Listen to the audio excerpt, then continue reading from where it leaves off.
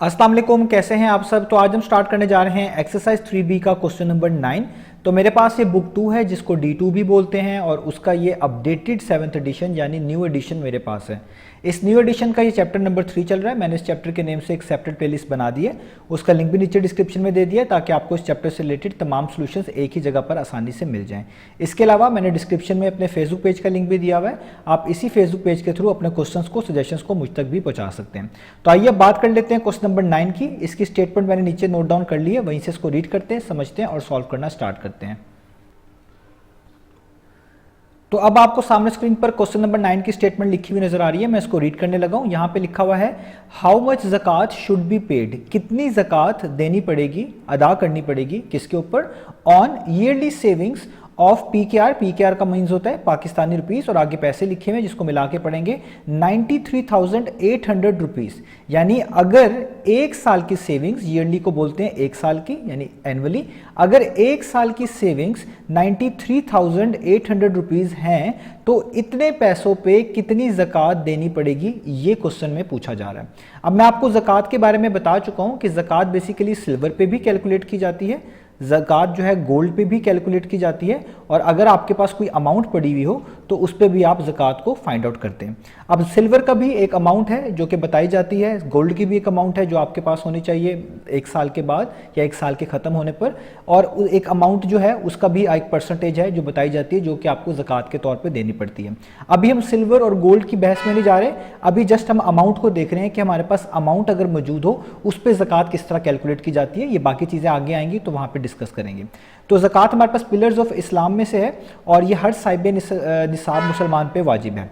तो अब आपने देखना है, आपके पास जो है अमाउंट का क्वेश्चन है, आपको अमाउंट बताई गई है कि एक साल की जो सेविंग्स है यानी वो पैसे जो बच गए हैं अखराजात के अलावा 93,800 रुपीज़, इस पे कितनी ज़कात है। तो आपने याद रखना है जब भी आपके पास कोई इस तरह की कैश अमाउंट पड़ी हो इस पे ज़कात का रेट होता है 2.5%, यानी आपको इन पैसों का 2.5% जो है ज़कात के तौर पे देना पड़ेगा। अगर आपके पास सिल्वर गोल्ड होता तो उसको भी हम अमाउंट में कुछ केसेस में कन्वर्ट कर लेते हैं और इतना परसेंट ही निकाल लेते हैं ताकि ज़कात इजीली कैलकुलेट हो जाए।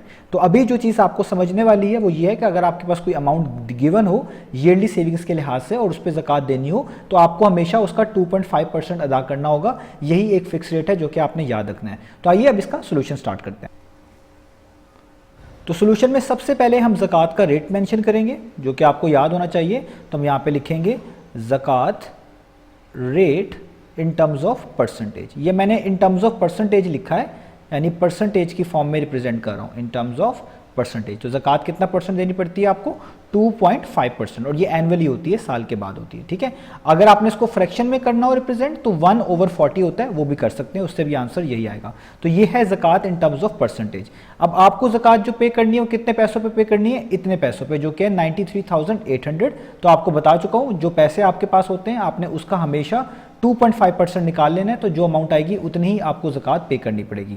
तो इसलिए हम यहाँ पे लिखेंगे 2.5% ऑफ 93,800 पाकिस्तानी रुपीस। ये पाकिस्तानी रुपीस हैं, आप इसके जो है स्टार्ट में भी पीकेआर मेंशन कर सकते हैं या यहाँ पे भी फिलहाल मेंशन कर दें, ये चीज़ स्टार्ट में लिख दें, ज़्यादा बेहतर है।